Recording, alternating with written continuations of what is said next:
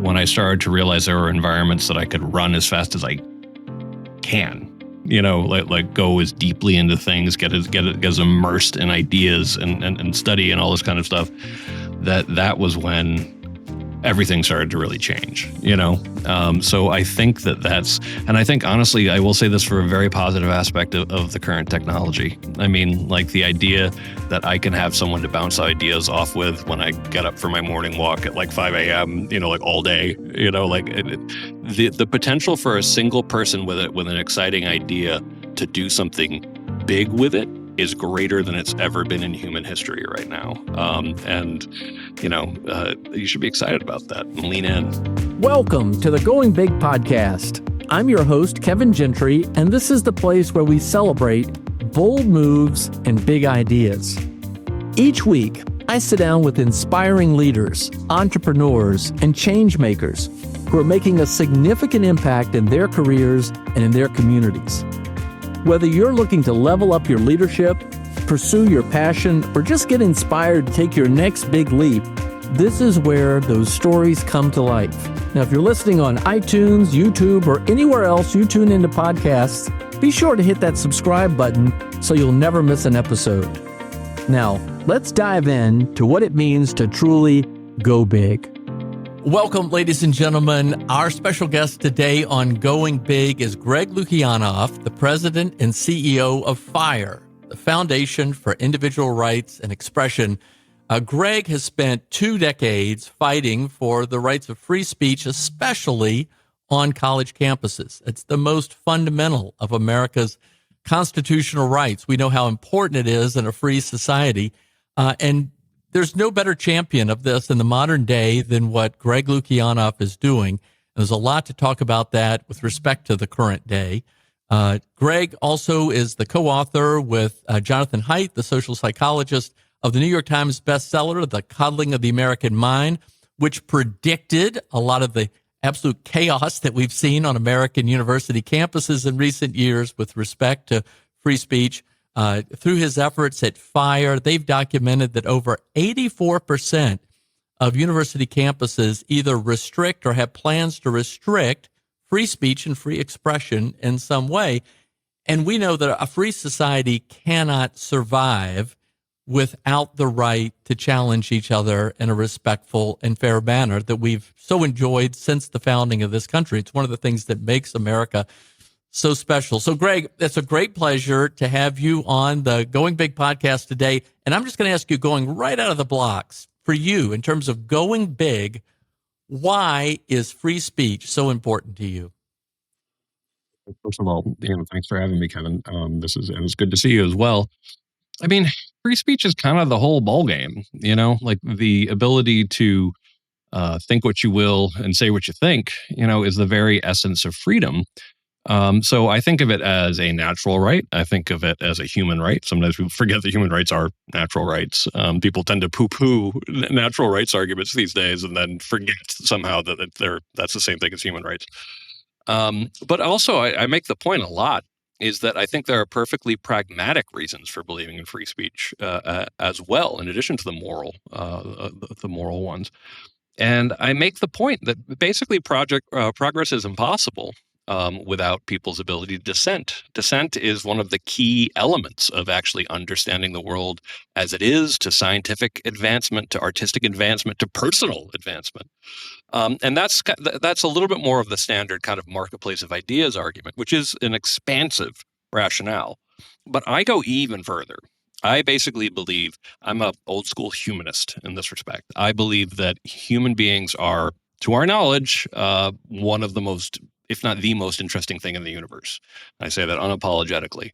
And it's important to know what makes us tick, what we think and why. And I gave a TED Talk recently, where I explained this, where I said, you are not safer for knowing less about what people really think. And that if the goal of the project of human knowledge is to understand the world as it is absolutely crucial that we understand why people think what they do and why. You have no hope of understanding the world unless you understand those two things. And you're never going to find that out if people are too scared to say what they think. Well, hear, here. And, we just know through history there are gazillions of examples about how the challenge process has driven innovation and progress and human advancement. And when it's been clamped down, we've gone in the other direction. And it's just, you know that all too well. You're the one, though, that is out there as the Paul Revere, alerting us to the danger that exists. So tell us, give us a sense for where we are today since you got into this effort for several decades now. Are we better off than we were when you started? Are we worse off than we were when you started? Where are we? I'd like to give one of those scholarly, kind of like, well, it's one of either, but the answer is we are absolutely in worse off shape than we were when I began my career in 2001. So why is that? What's going on? Well, I call my Substack the eternally radical idea as a reference to free speech, because my point is we should first understand, just like poverty is the natural state of man and wealth is the thing that has to be explained, poverty is our default state. Censorship is humankind's default state, that you defer to power, and what power wants to be true and wishes to be true and is willing to use violence to coerce is true. It's much more sophisticated concept, and it's a much harder concept to maintain, that you're supposed to challenge power, that you're supposed to be uncomfortable sometimes. You don't get to rest in the comfort of certainty all the time. Your intuitions are wrong. All of these things, these are hard. These are skills, these are disciplines, these are practices. And when you stop engaging in them, the rationales for censorship all come back. Because I really try to emphasize this in the title, Eternally Radical Idea. Free speech is historically weird. It doesn't happen very often. It's fragile. And people start arguing for it almost as soon as you're able to reach a large audience. People argued for it even in ancient Athens to a smaller audience. But once you actually could talk to a larger audience after the dawn of the printing press, people argued for it, had some expansive arguments. But people tend to be pretty good at defending their own freedom of speech. They're not so great on defending other people's freedom of speech. So unless you practice it, unless you hold it to be a very important value, it tends to degrade. And I feel very lucky, and same with you, is for most of your life, free speech was being vindicated. The First Amendment law was getting better. Americans' appreciation for free speech was becoming more unanimous. But over the last, particularly I'd say 15 years, and particularly the last 5, we've been in something like a nosedive. Globally, free speech is in real trouble, not just in the unfree world, which of course it is, but in Europe, in the Anglosphere. Canada's considering a law that would imprison people for life for certain speech offenses. Something like 30 people a day, are arrested now in Britain for speech-related offenses. Things are bad, and America is back to its role, which we've done before, but we are the ones defending free speech right now, and we're probably the only unapologetic defender of free speech in the world right now. Yeah, and by the way, what you say, I mean, with respect to Canada and Britain, places that you would never imagine. My mom's from Britain. They used to laugh at us for our political correctness, and when I would go over there. And then suddenly I was over there in like 2015, and it was like they were sprinting to outdo us. And now they're arresting people. I mean, I quoted the 30 a day number. We were doing some math for this last month from news reports, and we're like, yeah, this is more like a 10,000 person month. So it's definitely well above 30 a day for this past month. So it's scary. Well, Greg, and you know this really, I would say, almost better than anyone. But this fundamental right, we know through time that governments often will use it to go against their opponents, to silence their opponents. And when somehow maybe those opponents get into office, maybe overturn the regime, they will unfortunately sometimes do the same thing against the other, and we can ratchet it downward to a bad spot. And maybe that's what's happening in so many countries around the world. You know this, but bring us here to the United States as well. On President Trump's first day in office, you wrote him a letter about what could be done about this issue. The New York Times just had a pretty favorable story about how courageous you've been in challenging everybody, whether it's challenging President Trump or President Biden or whoever it would be on this. Help us understand exactly what's going on. What advice would you give to President Trump today about free speech, especially on university campuses? Well, I would say that when it comes to universities, like we are, ahead of the crowd. We are leading the charge in calling out lack of academic freedom, lack of free speech on campus. We really blew the whistle on this topic. In fact, Jason Stanley, a now Canadian scholar, formerly of Yale, who fled the country after Trump was elected to go to the much freer Canada, which I found interesting. He said that we created this moral panic about free speech on campus, and it's like, no, Jason, thousands and thousands of cases of students and professors getting in trouble is what created this panic, and everybody knew it was not. People are rightfully panicked. I mean, one in six professors say that they've either been threatened with punishment or actually punished for speech. That there's no historical comparison for that at any period in time that we're familiar with. So this was something that happened. Not enough people were paying attention to it. We did the campus free speech ranking. Harvard finished dead last in it 2 years in a row, and it really earned its way there. But then when the Trump administration started, I'm you're probably your biggest advocate for serious higher education reform. I think lots of things need to be fixed, and we need to keep everything from cost to free speech in mind, debureaucratization, all of these things, viewpoint diversity, things that could actually make higher ed work better. But unfortunately, some of the tactics the Trump administration was using when they came in exceeded the president's power. So even though I'm sympathetic to the cause of higher education reform, it doesn't give President Trump powers he does not have. So, for example, it's kind of funny that we came out in defense of Harvard, of all places, since we've been very critical of Harvard over the years.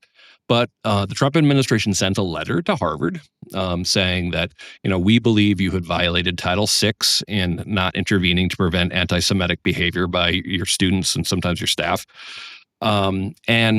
Therefore, here's a list of demands, which was essentially saying that we would take over decisions, everything from admissions to curricular decisions to hiring.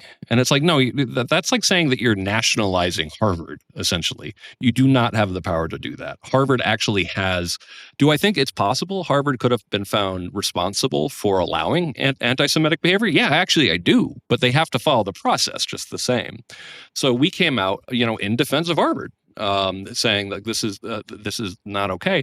And I guess what's frustrating to me in some ways is, since I'm sympathetic to the cause of higher education reform, going about it in a way that has already led to multiple defeats in court, it squandered. I fear it has the potential to really squander an opportunity. Well, I'm going to play devil's advocate here a little bit and probably immediately expose how little I know. But an argument that is made on some of these universities is because of how much federal funding they receive, doesn't the federal government have a right to challenge some of their policies? Help me understand that. Well, certainly the government can challenge their policies, but they can't control it. When it comes to the idea of academic freedom, is more or less that you're creating sort of a special, what I'd say is basically a special free speech space in which people can pursue inquiry without fear of government coercion or pushing in any particular direction. Because when the government actually wants to come to a particular outcome, the people who, and they can use their money in order to sort of coerce that, they're going to get the outcomes they want. They just might not be true. So it is one of these interesting things where essentially you are funding an environment in which you want to keep government coercion to an absolute. You don't want government coercion in there at all. And so when people say this is the problem of schools receiving public funding, I agree with this to some degree, that I essentially think the public funding of student loans nominally to uh, nominally to allow poor kids to attend actually ended up becoming an excuse for schools to raise cost, and hyper bureaucratize. So I think that some of that argument absolutely did come true, and the libertarians were actually right. But I do think, that when it comes to funding like the sciences, for example, we've had this very successful model in the United States where we have, independent private schools, and we fund research, and it's highly productive. Now, one of the questions, of course, is: are we allowing too much overhead? For example, like, are we wasting some of this money? Are we paying in some cases for nonsense? All of these things are completely legitimate questions. But what isn't is, because the government is paying, it's entitled to the response. It's entitled to the answer that it wants science to produce. That defeats the entire point. Got it. Well, very helpful. Okay. So there's so much to talk about here today. Yeah, it ain't dull. But I don't know that our audience necessarily fully understands the plight of students and faculty on university campuses with respect to free speech and expression. So bring it to life a little bit, maybe an example or two. I think unless somebody is experiencing it directly, it's hard to understand. And for many of us, we just think about our own time when we were in school. When you hear and understand these concerns, what are the concerns that people face on campuses? Oh man. I mean, when I started way back in 2001, I was shocked at how easy it was to get in trouble for what you said on campus. I mean, I started right after 9/11, and we saw cases where, professors were, one professor faced the end of his career for cracking a joke about 9/11. Bad taste, but still protected. But in another several cases, people were got in trouble for saying, "Yeah, let's get those terrorists." Actually putting up the San Francisco Chronicle had a newspaper cover that actually just said "bastards" on the top of it. Students who put that up were basically told this is going to be offensive to students who, I guess, were pro, I don't know, terrorist or something. Which is kind of insulting by itself. And I've seen examples like this my entire career, some of them even more ridiculous, that I talk about in my first book, On Learning Liberty.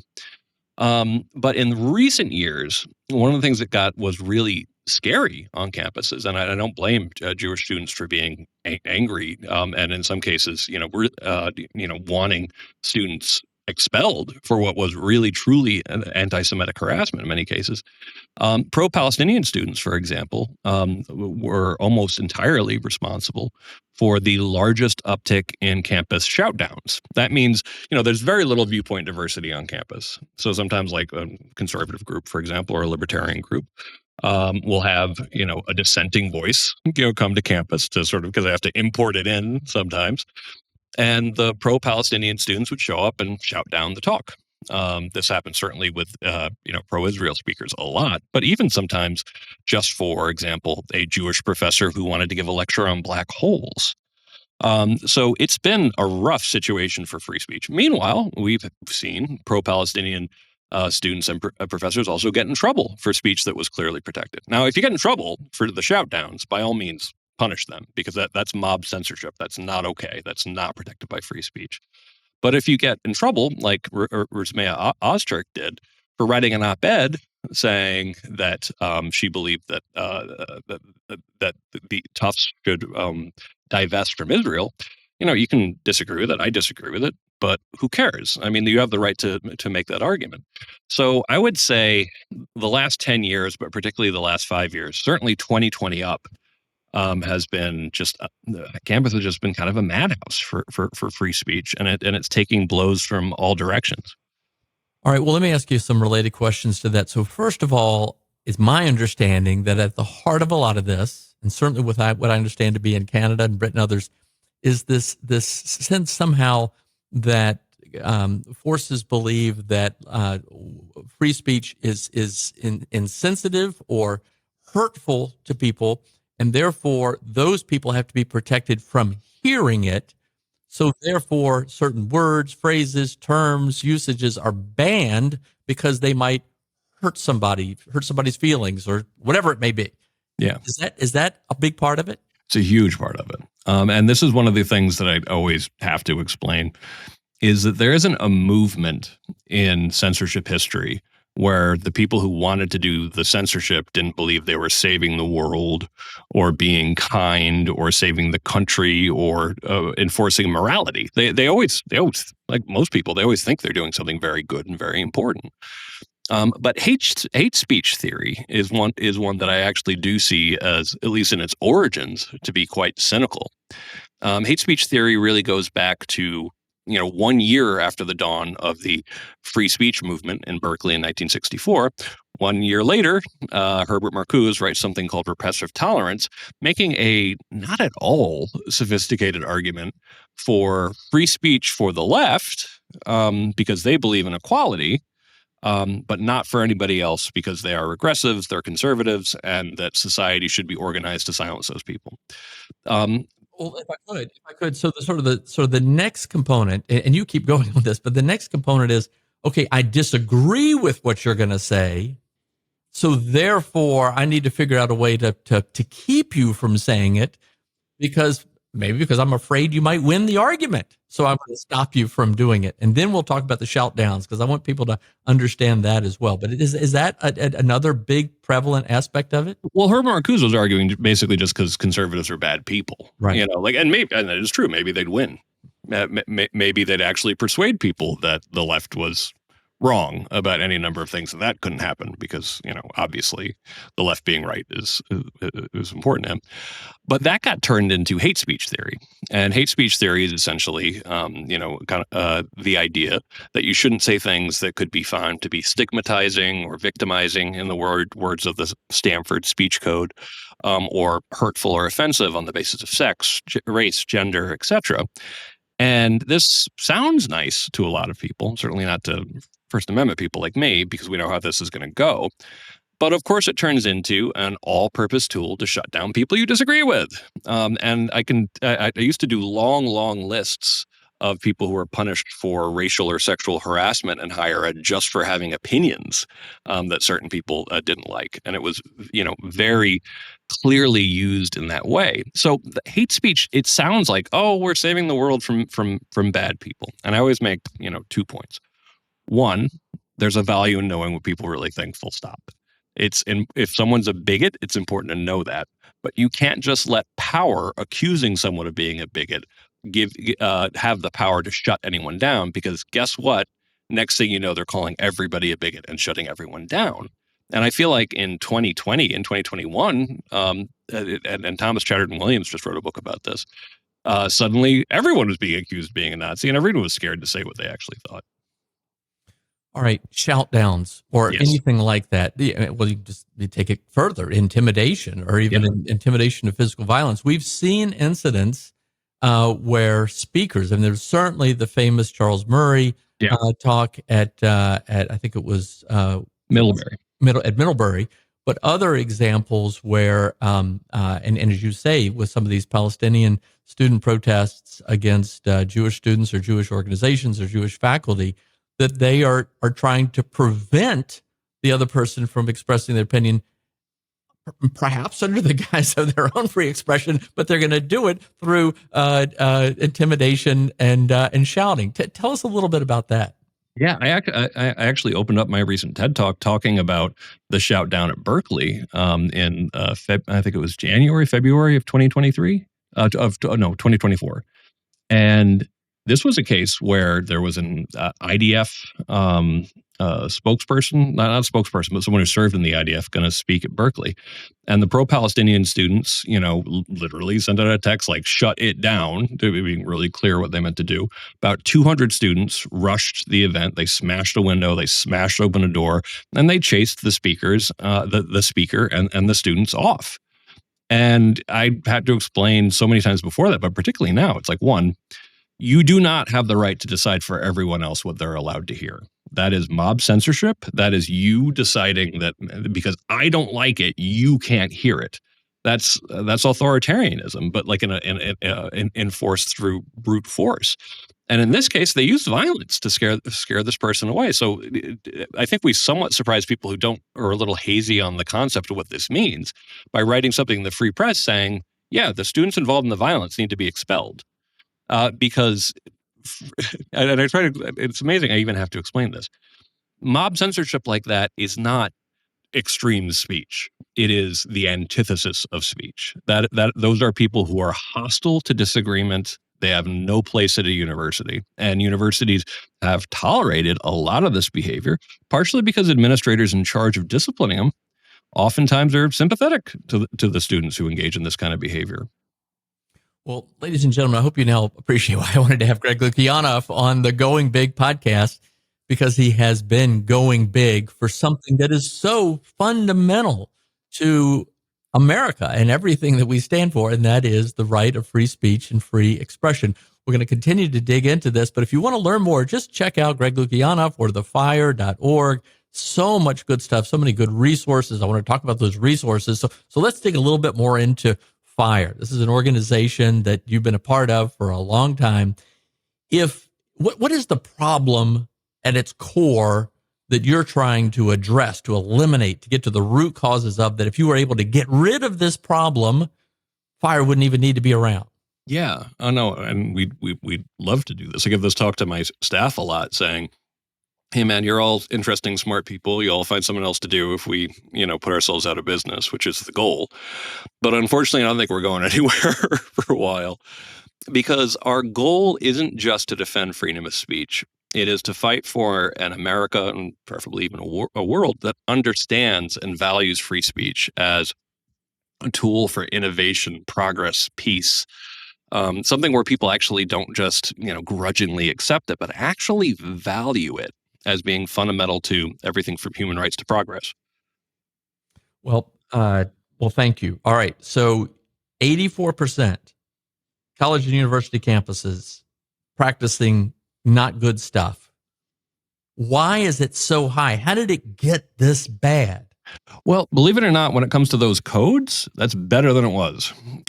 We used to have something like 79% of schools having the highest level speech code, like what we call red light speech codes, which are the speech codes. Are there like certain words and terms that are? Like, for example, like something, this was a real policy saying that this school disrespectful speech is banned.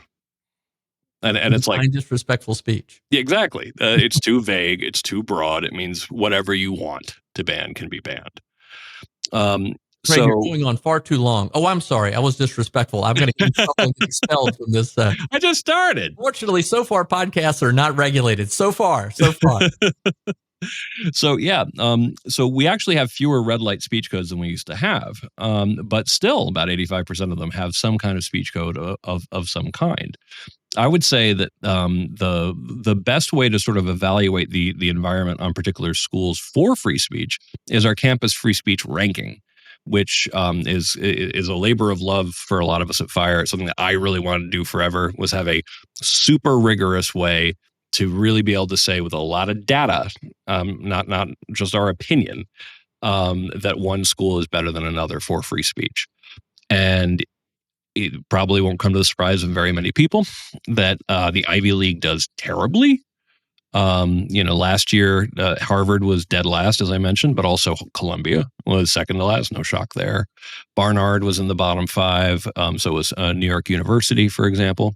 Somewhat to my own surprise, even though I knew they've been working very hard at this, just to be clear. University of Virginia was number 1 last year. But also Michigan Technological University was one right after that. We have noticed that technological schools tend to have better immune systems from some of this stuff. Because they understand the value of the challenge process. Right? Exactly, because of the scientific method. But if you're sending your kids, if you're going yourself or you're advising your grandkids on where they're going to school, take a look at the campus free speech ranking first. It's a more ambitious attempt to quantify free speech on campus than has ever even been attempted, let alone done.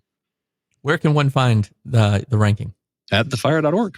All right. Well, grandparents, parents, and even just people who are aspiring, their high school students looking at colleges, this stuff is important. You don't want to have your wonderful college life ruined by this chilling effect. And it's a lot worse than people, I think, fully appreciate and understand. They have to experience it firsthand. Okay, so I want to get a little philosophical here, and I want to touch on the stuff that you and Jonathan Haidt took up with the coddling of the American mind, this idea of sort of safetyism. Let's start with John Stuart Mill. All right, so he talked about the importance of the clash of the minds, and but is that still good today? I mean, because it's gotten so vicious and nasty and mean. Help us understand that aspect too, Greg? Yeah, I mean, John Stuart Mill, the Jonathan Rauch, who's a good friend, sometimes picks on us First Amendment people because we cite Mill so often, and I'm always like, yeah, there's a reason for that. He's a genius, and on Liberty, 1859. Is brilliant, and his what I call Mill's trident, his three arguments for free speech and any truth-seeking argument, has never been defeated.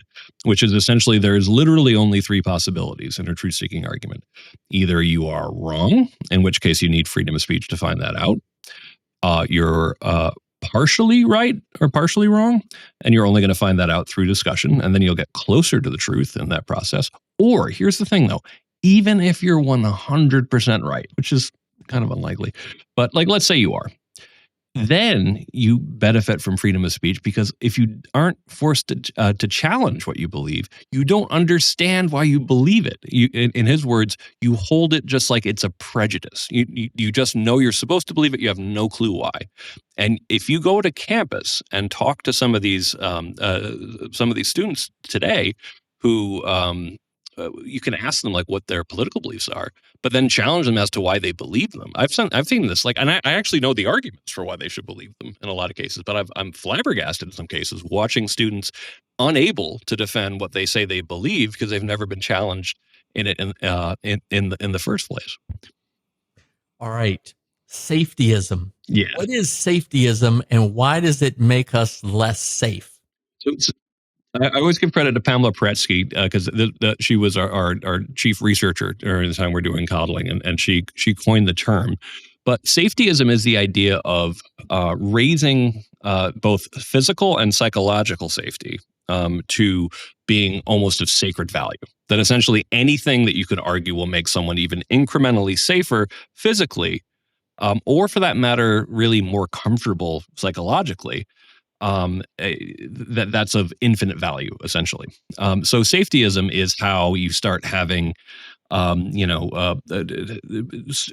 young people terrified of taking even risks that we all took for granted. You would take as a kid, like the excessive kind of like protection of kids, and like the idea when Haidt and I do this experiment with parents and young people, we have them raise their hands about like when were you let out for the first time as a kid.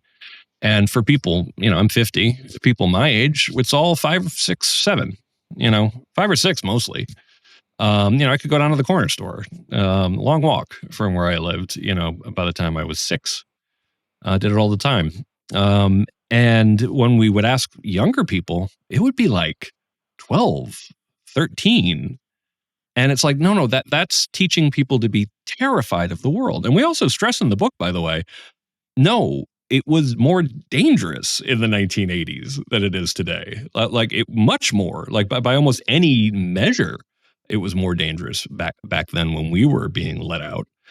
So safetyism is this obsession with safety to a point at which it isn't actually safe anymore. It's something that actually can create harms and deep harms by, for example, preventing young people from having what's called in psychology an internal locus of control. An internal locus of control is the idea that I can affect my world. And if you don't have that, by the way, you're going to be anxious and depressed if you feel like you're powerless over your world.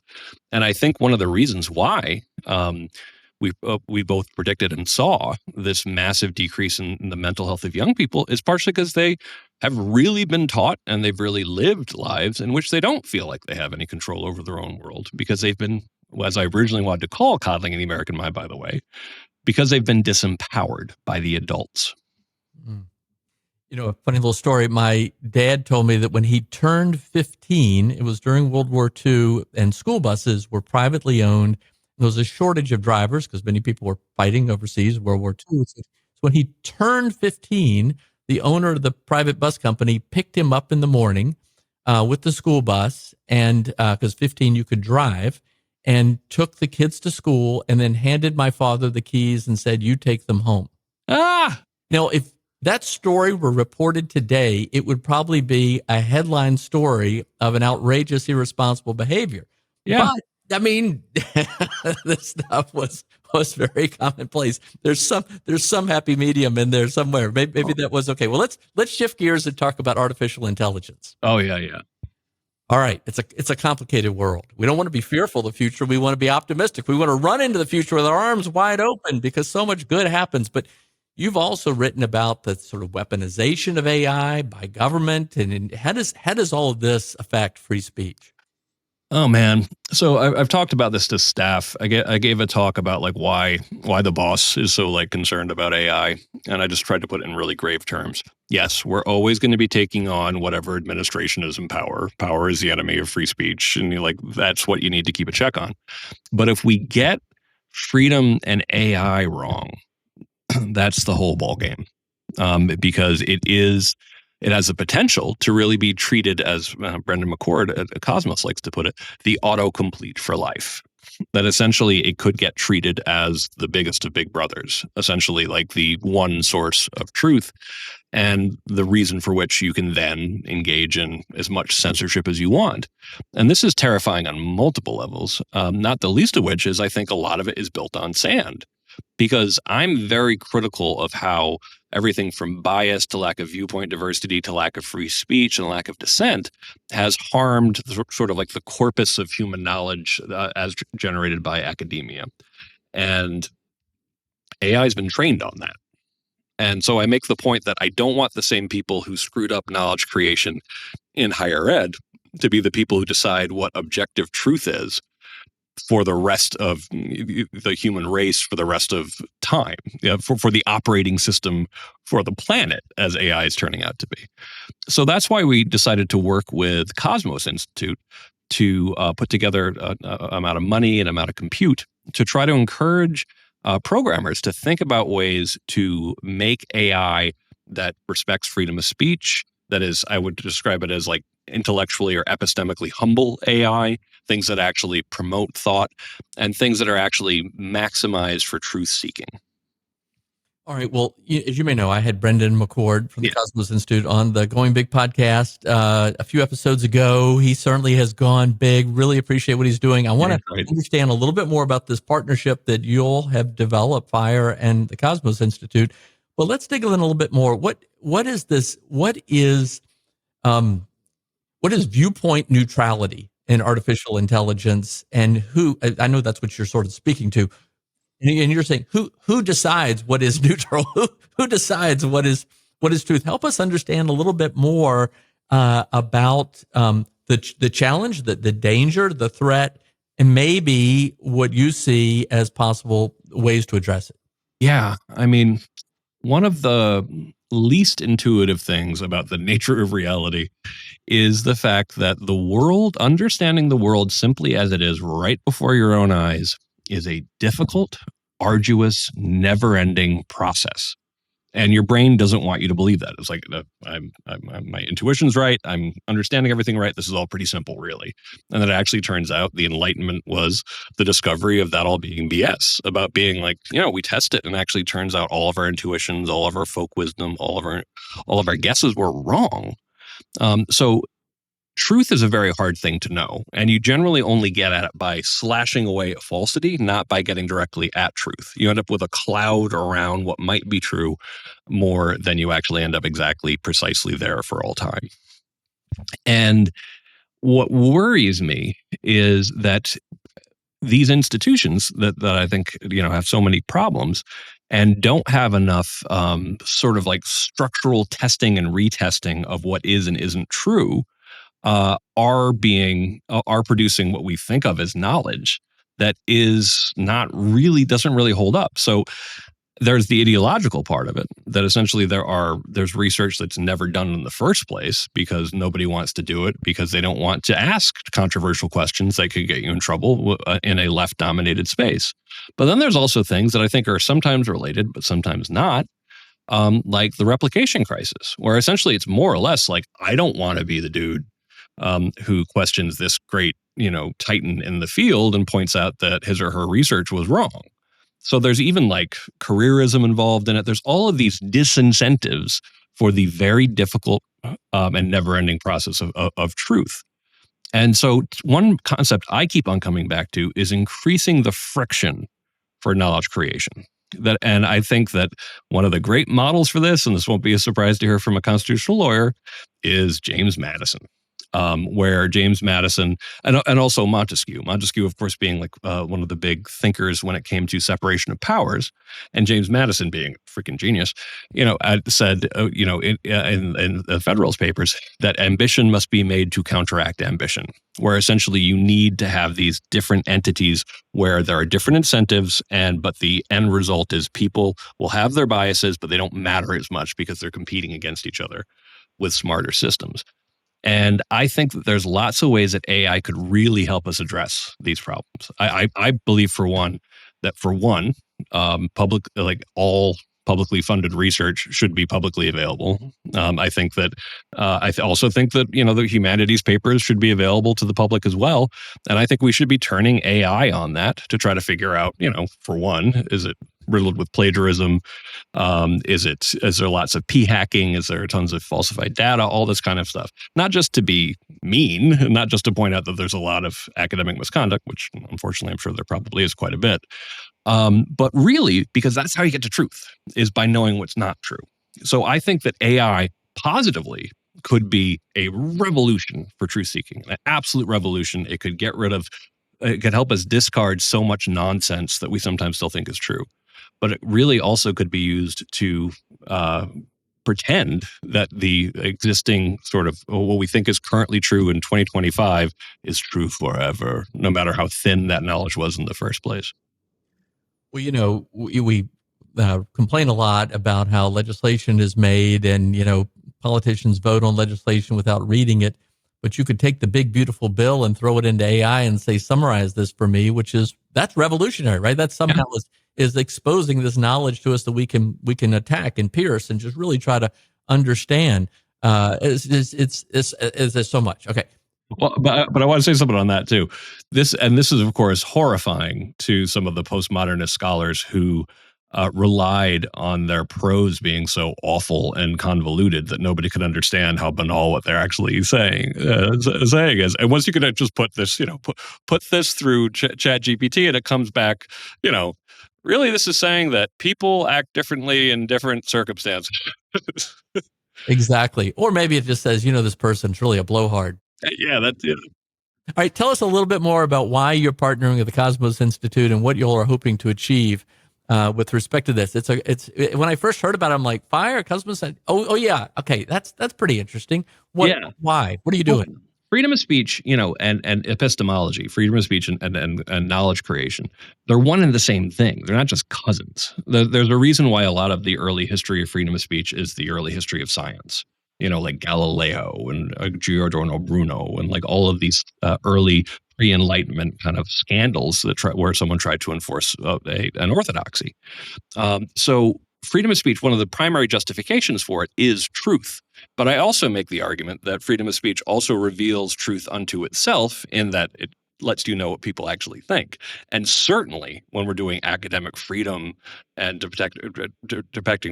protecting freedom of inquiry, those are one and the same for the concerns about truth seeking.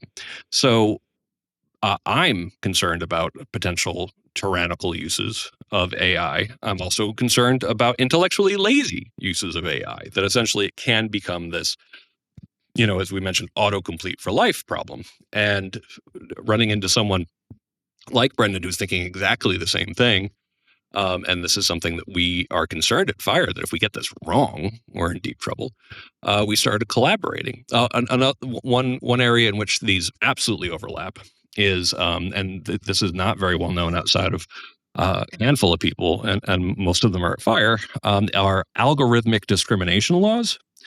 Algorithmic discrimination laws basically say that if your LLM produces knowledge that is then later used to justify discriminatory behavior, the LLM company itself can be held liable for that. This is an awful idea. I describe this as being like, so let's say someone goes to the public library, reads a bunch of books, comes out a racist because of the books he chose to read, and you decide, oh, we're going to take care of this problem. We're not going to punish the guy who engaged in the discriminatory behavior. We're going to burn down the library. It's like, no, that's insane, and it's so badly thought out, where it's going to create an unreliable island of knowledge, because it's going to skew the entire body of knowledge to not what's true, but what won't get you sued. So we have very similar thoughts on the importance of preserving the integrity of knowledge, and also what that means for the future of free speech. All right, I want to start to bring this to a close. This has been great, Greg. I'm so glad you agreed to be on this today.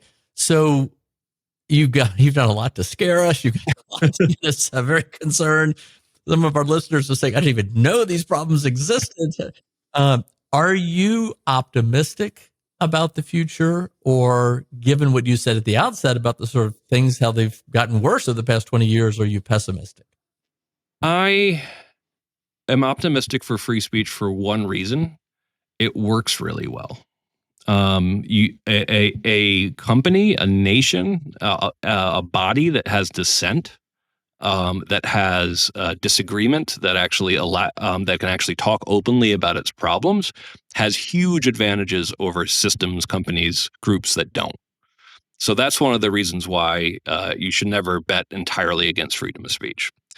But I am somewhat pessimistic towards the fact that there are certain kinds of problems that get worse precisely because everyone's getting more comfortable. And I believe that actually free speech is one of those things that the value of it actually involves painful interaction, taking seriously the possibility you might be wrong, ugly disagreement in some cases, difficult facts, all these things that are unpleasant at some level. And a more comfortable, more affluent society, predictably, I argue in my short book, Freedom from Speech, might actually get less and less comfortable with it over time. So I think the threats to free speech are going to grow, and that's why I believe fire needs to grow. I mean, we've grown tremendously over the years, but we're taking on the world at the moment.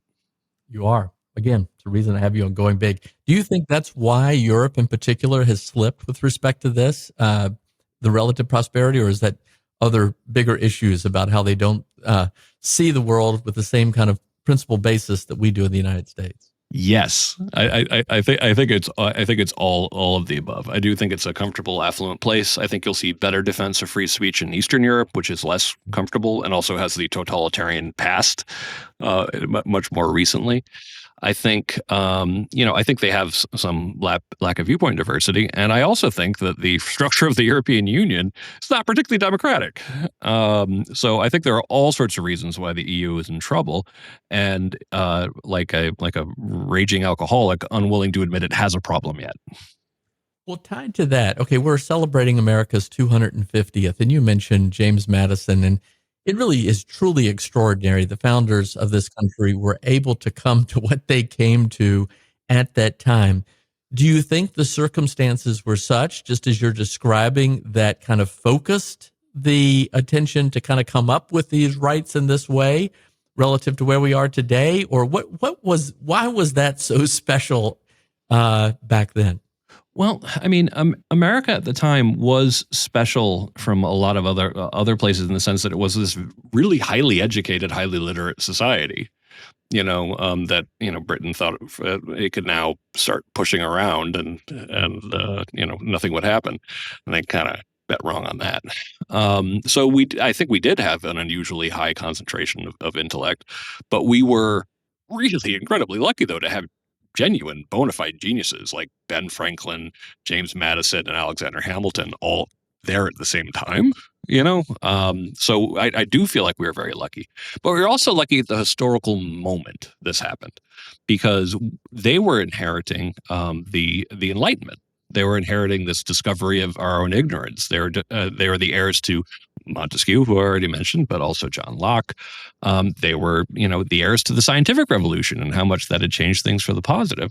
So there was a great moment to found a country where it was based in ideas of human rights that was realistic about human nature. And I stress that so strongly because it was neither ridiculously optimistic about us or ridiculously pessimistic about us. It was realistic about what we needed. We need checks and balances. We need divided power. We need all of these things so that ambition can counteract ambition. But if we were founded, I don't know, like 40 years later, in the heyday of Hegelianism and historicism, we would have lasted 6 months. Well, related, for parents who are sending their kids off to school, to college, maybe right now, or they just did a few weeks ago, what advice would you give to them, as well as what advice would you give to those students about how they should be prepared to deal with the suppression of free speech and expression, the penalties, or just even how they should think about how to respectfully challenge a university official, professor, a fellow student? What advice would you give? Well, I can say very pragmatically, read Fire's Guide to Free Speech on Campus. I wrote the first draft of it many, many years ago, and we've improved it since then. They should keep us in mind, and they should know that if they get in trouble, they can contact us because it helps to have a big organization behind you if you're taking on higher ed. I do think that universities need to do a better job of training people to think like free people, as opposed to think more like authoritarians. And one of the ways you think like a free person is to believe that you should be trying to find out where someone comes from, and that essentially you don't appeal to authority to intervene anytime you have conflict. That's thinking like an authoritarian. One-on-one discussions, is ideally how you do it in a free society where we're all at least supposed to be equal. And I'm trying to help universities also to try to start getting this philosophy in at orientation on up. And it's one of these things where I at my TED talk, I had the whole audience do this, and believe it or not, it actually went over pretty well. As I had people turn to their neighbor and look in their eyes and say, "Just because I hate your guts doesn't mean you're wrong." And of course, at TED, that got a big laugh because nobody hates, nobody hates each other at TED. But that's kind of the point. Like the idea that essentially it's like, the fact that that in society right now, we villainize each other so much doesn't have anything to do with whether or not the other person is accurate or whether or not it's useful to know what their perspective is. So we've been emphasizing activism in higher ed, when really we should be emphasizing a scholarly mindset, which begins at curiosity and profound curiosity.